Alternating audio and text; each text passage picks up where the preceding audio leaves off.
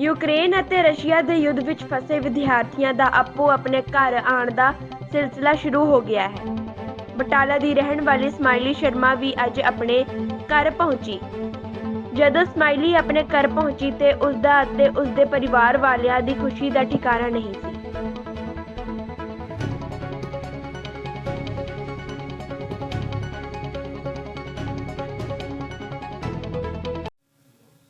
क्या नाम है आपका? स्माइली शर्मा। इसमाइली, ये बताओ कि यूक्रेन का सफ़र कैसे शुरू हुआ, कितनी देर में? मैं फोर्थ ईयर मेडिकल स्टूडेंट हूँ, तो 4 साल हो गए मुझे जो यूक्रेन में रहते हुए। क्या करने गए?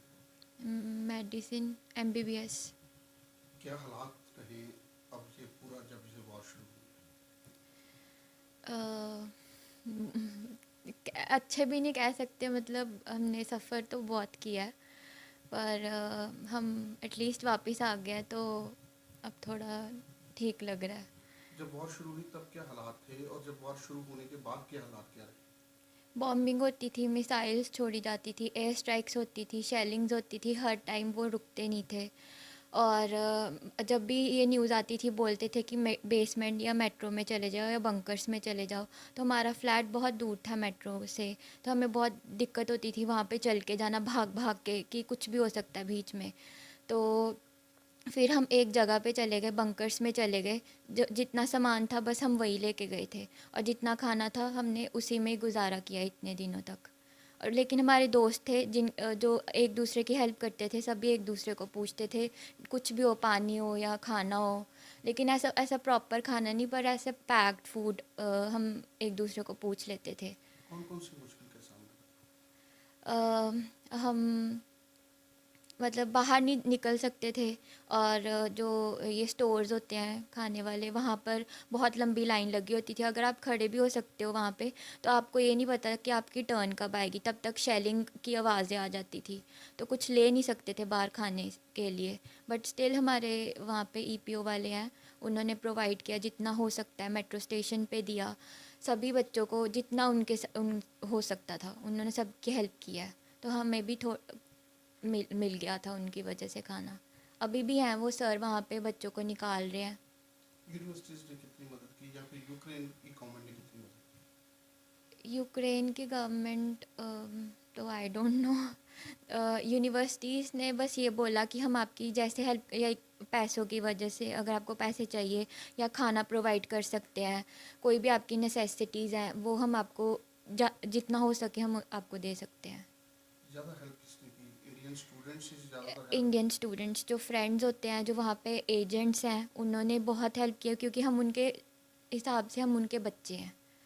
तो उन्होंने जितना हो सके हमारी हेल्प करने की कोशिश, वही हमें डायरेक्शंस देते थे कि मेट्रो के नीचे चले जाओ, नहीं तो हमें क्या पता कि मेट्रो के नीचे जाना है या बंकर्स कहाँ पे, और लोकेशन सेंड करते थे हमारे दोस्त, और न्यूज़ बताते थे कि अब ये होने वाला है तो अब आप चले जाओ, कहीं पर भी शेल्टर लो, जो भी है।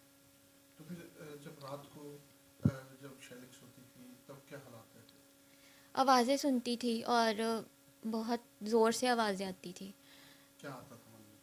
तब आता था कि पता नहीं है कब ये भी बिल्डिंग गिर जाएगी। तो वो फिर डिफ़िकल्ट था, पता नहीं था कि हम सुबह कुछ भी हो सकता है, किधर भी गिर सकती है वो, कोई भी बिल्डिंग पे। ज़्यादातर स्टूडेंट्स हमने देखे कैसे वीडियोस वायरल होती थी कि कई कई किलोमीटर्स यानी कि 20-50 किलोमीटर्स भी पैदल चल के जाना पड़ा। आपको क्या करना पड़ा?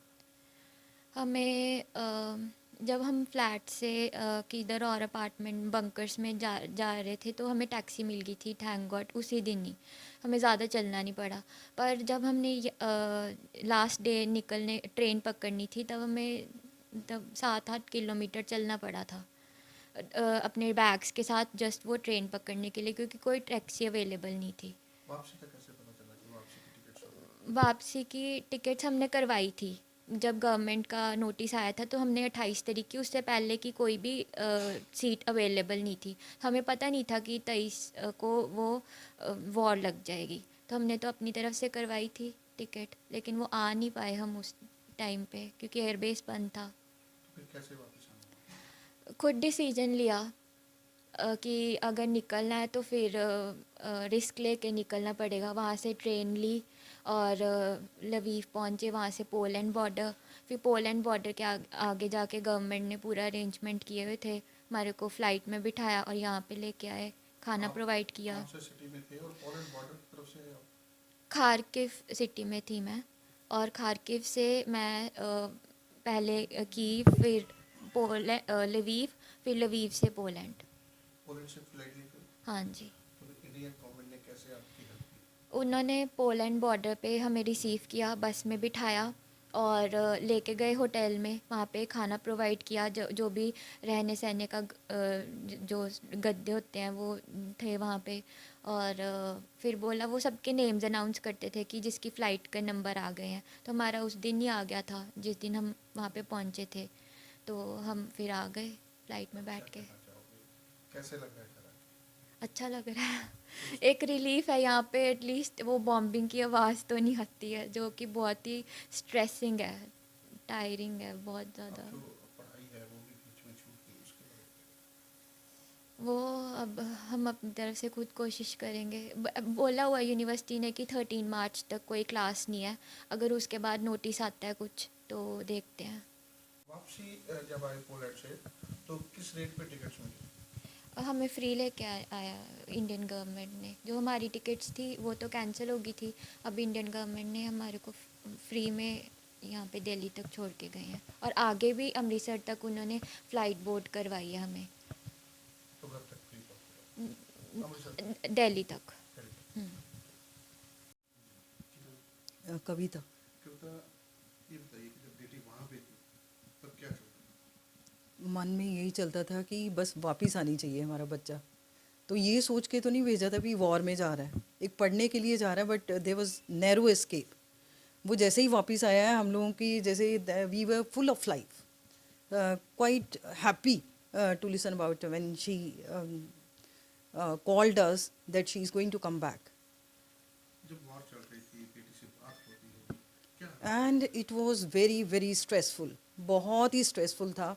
हम लोग जैसे ओवरनाइट फॉर लास्ट 6 नाइट्स ना हमने प्रॉपर जो है स्लीप नहीं ली। This was mean these days were quite stressing days and full of tension, and we were just thinking about कि बस बच्चे वापस आने चाहिए, हमारे पास आने चाहिए, चाहे जैसे भी हो। And we are very thankful to God. और the next is government of India, जिन्होंने हमारी हेल्प की और बच्चों की हेल्प की वापस आने में। एंड दिस इज़ बच्चों व्हाट। ने वहाँ पे खाना नहीं खाया था? हाँ, जब ये ऐसे the very third day, first day तो ये मेट्रो स्टेशन पे थे अंडरग्राउंड। हमें तो ये भी नहीं पता था कि मेट्रो स्टेशन पे अंदर आगे नीचे कोई बेसमेंट पे बच्चों की सेफ्टी के लिए कुछ है, ऐसा कुछ नहीं पता था। ये तो हमें सिर्फ अपने बच्चे से पता चला कि हम बेसमेंट पे हम यही पूछते थे कि किस तरह से वहाँ पे how you are living your life over there without food and water, कैसे किस तरह से सर्वाइव कर रहे हो। लेकिन जब बच्चे ने हमें बताया कि नहीं नहीं कोई बात नहीं, सेफ़ है mom, you don't worry about, हम आ जाएंगे वापस, हम ठीक हैं। And the very next day they were shifted to bunkers. और वो जो कंडीशन थी, it was a worst condition. हम लोग mean the whole family, as we are in a joint family, we don't have any distinction between the kids. हम बस यही the overnight हम लोग यही सोचते रहते थे कि पता नहीं बच्चा वहाँ पे कैसा है। और ये एक मिक्स्ड सी फीलिंग हमें आती थी कि क्या करें, हंसे कि रोए कि बच्चा वहाँ पे है, ना तो पानी, ना द खाना अवेलेबल है। And mean whenever they wanted to try to come forward, to come out of that bunker, तो ऐसे ही ये लोग बताते थे कि हमें मिसाइल्स की आवाज़ आती है एंड बाहर नहीं आ सकते, और कभी भी कुछ भी हो सकता है, कुछ भी। अब वापस आ गए हैं तो हमें तो ऐसे लग रहा है कि हमारी the life has come back to our souls, like we are very very happy. जैसे हमारा बच्चा आया है ऐसे हम प्रेयर करते हैं कि all should come back to India. ਕੀ ਨਾਮ ਹੈ ਜੀ? ਲੋਕੇਸ਼ ਸ਼ਰਮਾ। ਲੋਕੀ ਜੀ ਤੁਸੀਂ ਖੁਦ ਮੈਡੀਕਲ ਲਾਈਨ ਦੇ ਬੇਟੀ ਨੂੰ ਭੇਜਿਆ ਜੀ, ਕੀ ਸੋਚ ਕੇ? एक्चुअली साढ़े घर एक ये लड़की है और एक मेरी बेटी है, वो बठिंडा में पढ़ती है। दोनों का इकट्ठी 2018 में काउंसलिंग हुई थी वहाँ पे आदेश में, उसको एडमिशन मिल गई। ये एक दो बच्चे के पीछे इसका नंबर नहीं आया, नंबर इसके भी नीट में अच्छे थे। फिर ये कहती मैंने मेडिकल करना, फिर काफ़ी बच्चे जा रहे थे। मैं इसी प्रोफेशन में, हमारे डिपार्टमेंट में भी काफ़ी लोग यूक्रेन से, चाइना से ऐसे करके आए हैं, वो भी जॉब कर रहे हैं। तो हमारा ये था कि इनको चलो मेडिकल रखा करना चाहती थी, इसलिए हमने उधर भेज दिया। ਕੀ ਸਮਝਦੇ ਹੋ ਕਿ ਫਿਰ ਉੱਥੇ ਜੰਗ ਲੱਗੀ, ਕੀ ਹਾਲਾਤ ਸੀ ਘਰ? ਜਿਸ ਦਿਨ ਜੰਗ ਲੱਗੀ ਆ ਨਾ, ਉਸ ਤੋਂ 2 ਦਿਨ ਪਹਿਲਾਂ ਇਹ ਸ਼ਾਪਿੰਗ ਸ਼ੂ ਪਤਾ ਨਹੀਂ ਸੀ ਵੀ ਜੰਗ ਲੱਗਣੀ ਆ। ਅਸੀਂ 27 ਤਰੀਕ ਦੀ ਟਿਕਟ ਬੁੱਕ ਕਰਵਾਈ ਦੀ ਸੀ, ਪਰ ਇਨ ਬਿਟਵੀਨ ਜੰਗ ਲੱਗ ਗਈ। ਇਹ ਵਿਚਾਰੀ ਉੱਥੇ ਰਹਿ ਗਏ, ਇਹਦੇ ਦੋਸਤ ਸੀ 5-4 ਉੱਥੇ ਲੜਕੀਆਂ ਹੋਰ ਫਲੈਟ 'ਚ ਰਹਿੰਦੀਆਂ। ਪਰ ਇੱਕਦਮ ਸੁਣ ਕੇ ਲੱਗਾ, ਹਰ 10 ਮਿੰਟ ਬਾਅਦ ਇਹਨਾਂ ਫੋਨ 'ਤੇ ਜਾਂ ਮੈਸੇਜ ਕਰ ਦਿੰਦੀ ਸੀ। ਥੋੜ੍ਹਾ ਜਿਹਾ ਤਾਂ ਹੌਸਲਾ ਵਧਾਈਦਾ ਸੀ, ਚਲੋ ਮਯੂਸ ਤਾਂ ਹੋਣਾ ਹੀ ਹੋਣਾ ਸੀ। ਕਿੱਦਾਂ ਲੱਗਦਾ ਹੁਣ ਤੁਹਾਨੂੰ? ਬਹੁਤ ਖੁਸ਼ੀ। ਮੈਂ ਕਹਿੰਦਾ ਸਾਰਿਆਂ ਦੇ ਬੱਚੇ ਆਉਣ, ਭਗਵਾਨ ਕਰੇ। ਕੀ ਕਹਿਣਾ ਚਾਹੋਗੇ, ਕਿਉਂ ਹਿੰਦੁਸਤਾਨ ਦੇ ਬੱਚੇ ਬਾਹਰ ਪੜ੍ਹਨ ਜਾਂਦੇ, ਕੀ ਕਮੀ ਹੈ? ਸੀਟਸ ਦੀ ਕਮੀ ਹੈ, ਕੰਪੀਟੀਸ਼ਨ ਕਾਫੀ ਹਾਰਡ ਹੈ। ਪਰ ਜਦੋਂ ਕੁਝ ਬੱਚੇ ਪੜ੍ਹਾਈ 'ਚ ਵੀ ਅੱਛੇ ਹੁੰਦੇ ਆ, ਫਿਰ ਵੀ ਜਦੋਂ ਇੱਥੇ ਸੀਟ ਨਹੀਂ ਮਿਲਦੀ, ਤੇ ਉੱਥੇ ਇਸ ਦੇ ਮੁਕਾਬਲੇ ਕਾਫੀ ਸਸਤਾ ਪੈ ਜਾਂਦਾ ਵਾ। ਇੱਥੇ ਫਿਰ ਪ੍ਰਾਈਵੇਟ ਕਾਲਜ ਕਾਫੀ ਜ਼ਿਆਦਾ ਕੋਸਟਲੀ ਪੈ ਜਾਂਦੇ ਆ, ਇਸ ਕਰਕੇ ਉਹ ਲੋਕੀ ਪੇਰੈਂਟਸ ਬੱਚਿਆਂ ਨੂੰ ਉੱਧਰ ਬਾਹਰ ਭੇਜ ਦਿੰਦੇ ਆ।